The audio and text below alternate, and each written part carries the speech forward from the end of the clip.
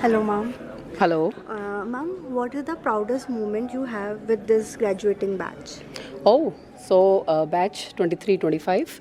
The most proudest moment that I had with this batch was on the occasion of when we organized National Conference on Tobacco or Health in the NCTUH, 6 NCTUH, organized by IIHMR Delhi. So there, these students, they have done and they have led the entire cultural evening night for our respectable dignitaries, and they were very well appreciated for their performances by all of them.